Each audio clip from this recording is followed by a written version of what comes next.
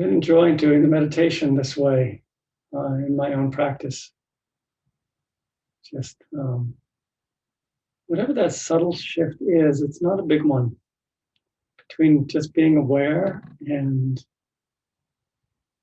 sort of radiating one's goodwill to the body. I mean, in a sense, awareness, just noticing things, is a kind of blessing, the light of our awareness, of opening up an area. I sometimes think of it as like an attention massage. There's just a little warmer tone to the blessing, to the goodwill. And I was actually learning this week with genuine science that the cells of the body are kind of in two modes. They're either in growth mode or protection mode. And so when you generate goodwill, when you feel that kind of warmth as you would to, say your child or your dog or cat, and you actually direct that to anything, but even to the body, it sends a message to all the cells that allow them to open again and come out of their protection mode. It's such an interesting kind of microcosm to what we do as beings. A certain way that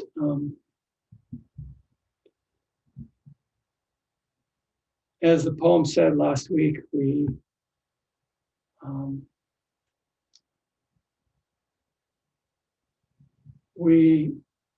blossom from within, from self-blessing.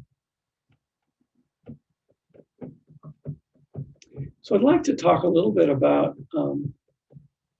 a particular state of mind that directly pertains to our topic of blessing. And in a certain way, it sounds like the exact opposite of what we're aiming for. And by that I mean self-criticism. Though certainly what I will say applies to criticism directed outwardly toward other people. But often we turn that criticism toward ourselves and shame ourselves for some deficiency, some perceived flaw, misdeed. And this creates a lot of suffering for people. This particular, I was going to say human tendency, but for all we know, there may be that in some animals. We don't actually know. I don't actually know how my dog functions in terms of not doing the things she knows she's not supposed to do. I don't really know what goes on in that brain. I don't think it's self-criticism, but there's something perhaps analogous. Don't know.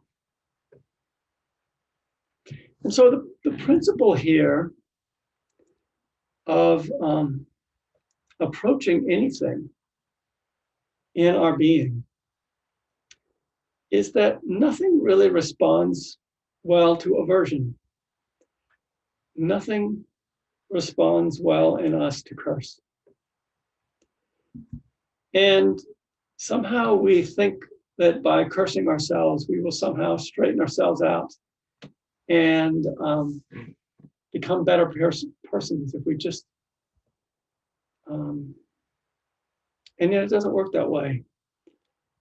And it's true even of self-criticism. This is a great paradox. So I invite you to become sympathetic with that part of you which criticizes you. That's the invitation and the challenge here, is when you notice it, first of all, you have to turn to it. to turn to it and fully notice it. Self-criticism is present. Until you do that, you're just criticizing yourself, and there's not much consciousness. You're just fully blended with the criticism. But at the moment that you notice it, you turn toward it. And that's the moment to feel into it a bit. Not think about it. It's not so much about analyzing it, but actually feeling into this energy that is inside you, that is critical of you. So just to give an example, I've found that the critical voice inside of me actually functions on a number of different levels, and I would say different ages. And so the socially sensitive critic in me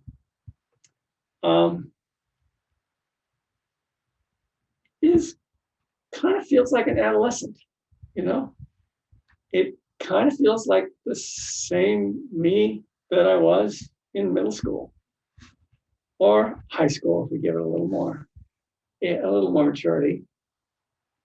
But there's a part of the brain, there's a part of us who feels like it's its job to make us fit in. That's what I've discerned about this part. This part is really worried about being a member of a group. So this is not a small part of us. We are social animals, similar to herd animals or pack animals. We only survive in a group. We can only live by cooperating in really extensive ways with other human beings.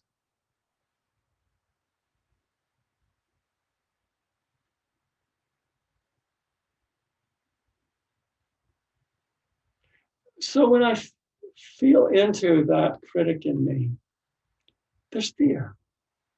I can smell fear. I can feel fear. And when I begin to relate to it this way, my heart opens. My heart opens to the sensitive being that I am, who wants people to like me. Right? Anybody out there not want people to like you? It's hardwired. It's hardwired.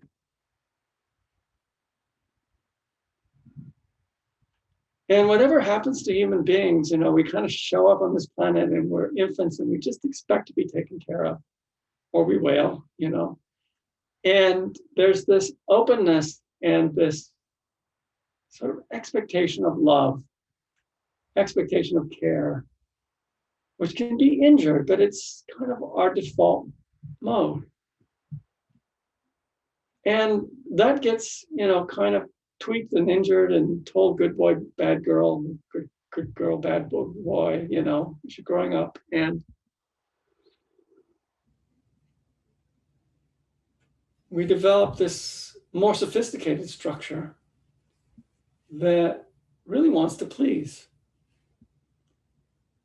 and wants to get along with our caretakers, also known as parents, and then wants to get along with peers. So we have a strong external focus as human beings to see that our social environment is safe, that our physical environment is safe, that we fit in, because it's not safe. There's some sense of lack of safety if we don't actually fit in, if we don't actually feel goodwill coming from the people around us. It's so important to us, that goodwill. And the feeling, the difference between going into a group of strangers and going into a group of your closest friends.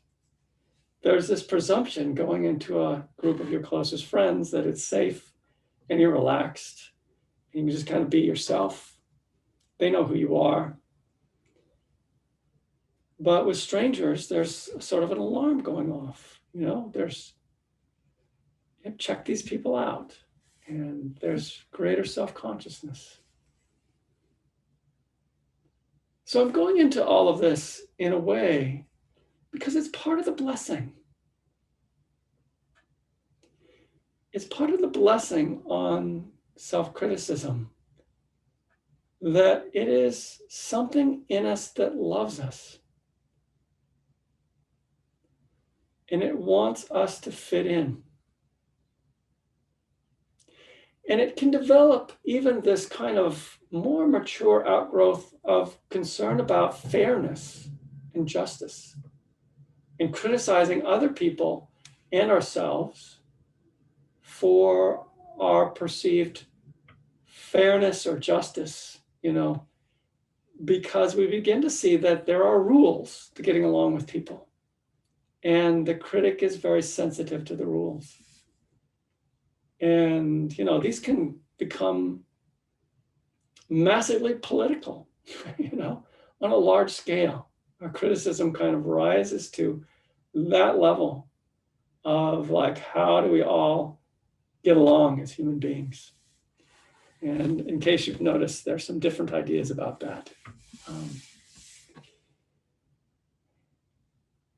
So this week, our task is to get to know this side of ourselves, what we can learn about our own capacity for self-criticism, what it turns against in us,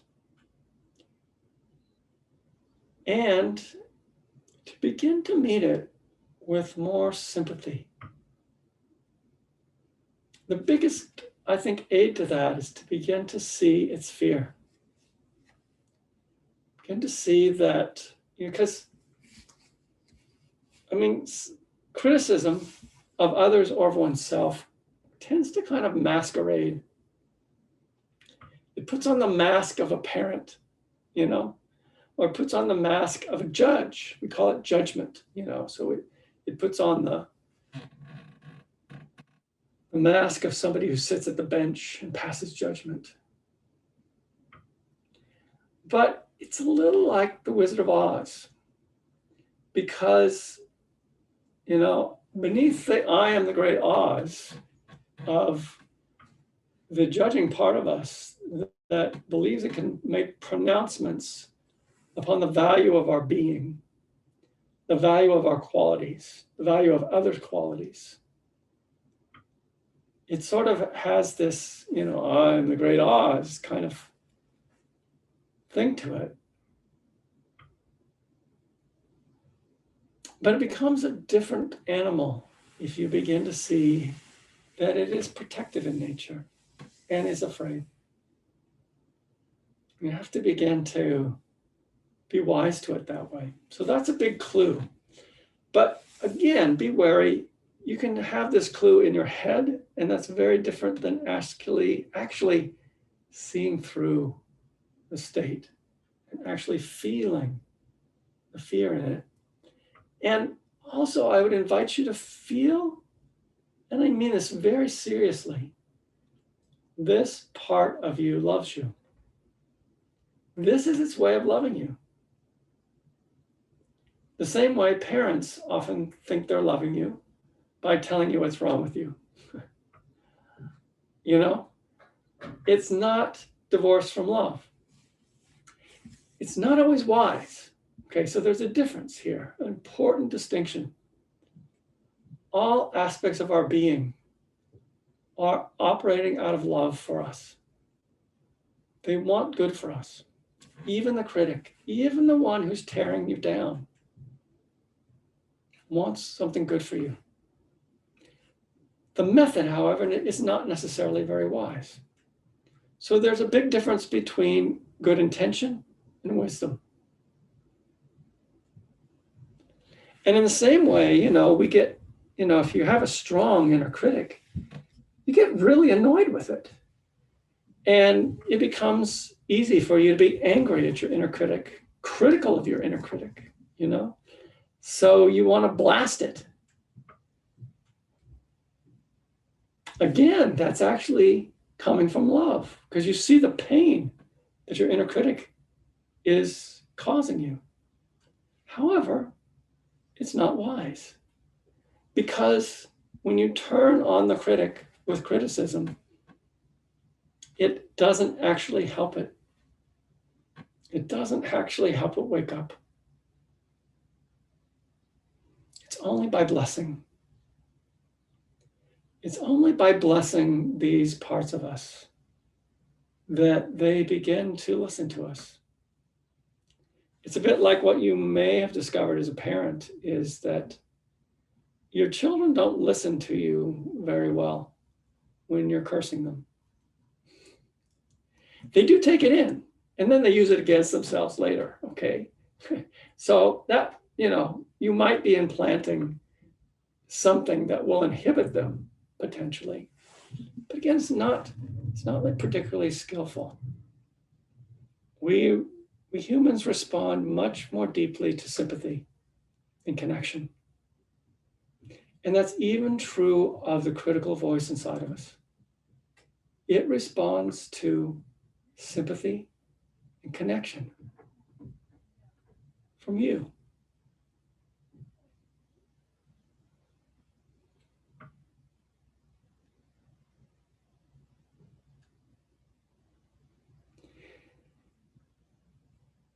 And there's a lot to be reassured in those places in us that aren't sure we're okay.